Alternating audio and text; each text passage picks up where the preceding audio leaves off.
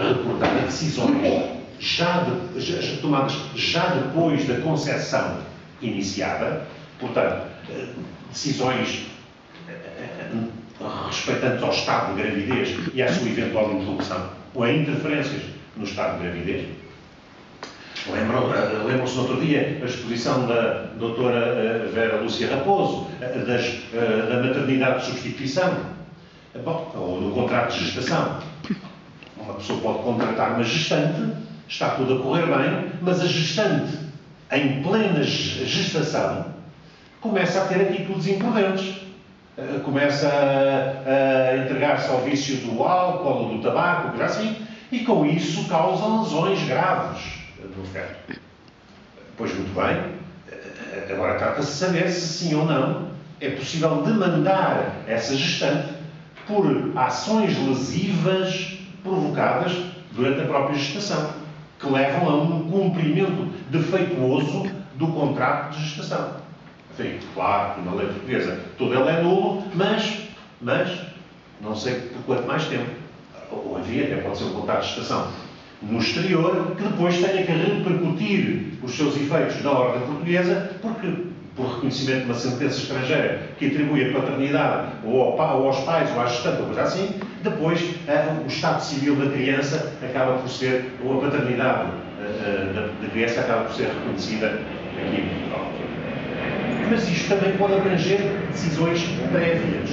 Vejam, por exemplo, no caso da Wrongful Birth, ou mesmo no caso da Wrongful Life. Vamos até dar um exemplo já do Wrongful Life.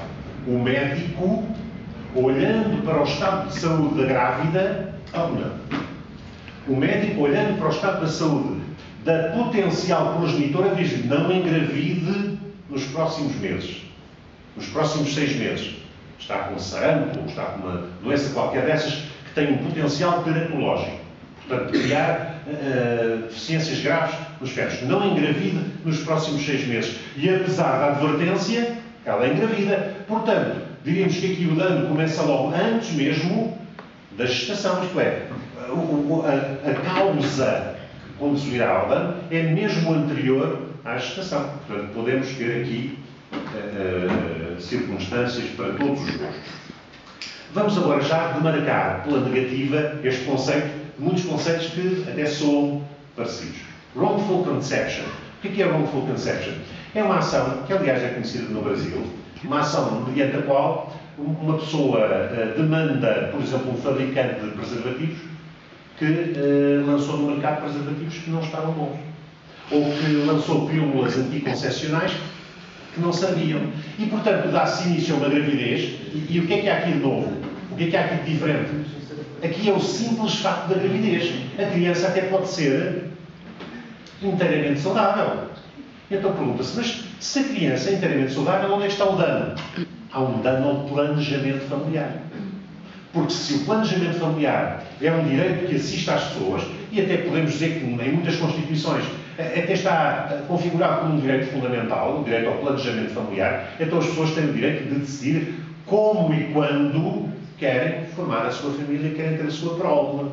Isto, aliás, pode ter não apenas consequências morais, que podiam eventualmente ser discutíveis e mais difusas, mas tem, obviamente, consequências económicas. A decisão de procriar ou não procriar está cada vez mais condicionada por razões económicas. A fertilidade das mulheres portuguesas está a chegar a um nível assustador. E a primeira gravidez das mulheres portuguesas acho que já ultrapassou em média os 30 anos. Porquê? Porque elas se desinteressaram pelo sexo? Não. É por puras razões económicas, porque entraram no mercado de trabalho e não têm qualquer segurança de emprego, senão para lá dos 30 anos, à altura em que finalmente, com alguma estabilidade profissional, lá se aventuram a sair momentaneamente ou a reduzir um pouco a sua permanência no mercado de trabalho. É só por isso. E, portanto, diríamos, um erro no planejamento familiar pode ter consequências económicas graves. Não sei que no caso brasileiro houve pelo menos um caso desses que ficou famoso, acho que era com preservativos que não estavam em condições, houve uma série de gravidezes.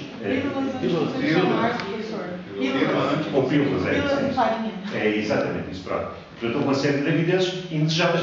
As crianças não são indesejadas, vamos admitir, mas a gravidez é naquele momento. E, portanto, não há aqui qualquer juízo sobre a desejabilidade ou não desejabilidade da criança, mas sim sobre a oportunidade temporal que representa isso. Wrongful adoption é uma expressão que aqui já está bastante distante das demais. Na wrongful adoption, o que diríamos é mais simples, é uma criança que é entregue à adoção em circunstâncias que não o aconselhariam. E, portanto, há aqui situações em que uma criança é entregue a pais adotivos e depois descobre-se que houve aqui um erro, por exemplo, na avaliação da capacidade que os pais tinham para exercer as suas funções como pais.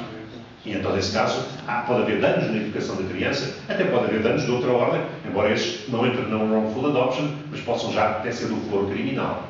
Mas, enfim, da parte civil, sim. Quem é que escolheu aqueles pais? Porque pode-se dizer, os pais, por exemplo, eram agressivos para com as crianças. E então as crianças são retiradas aos pais adotivos, mas alguém teve a responsabilidade de identificar aqueles pais.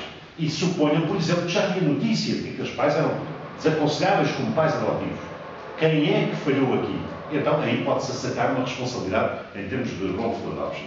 Wrongful death também não deixa de ter aqui alguma relevância, porque é o conceito básico, foi o conceito inicial com o qual se começou estas wrongfuls todas. No fundo, um dos cernos do chamado erro médico. O médico que deixa morrer quando podia ter salvo. Aqui diríamos que no caso da procriação, o que mais releva é o wrongful abortion, que é logo a seguir.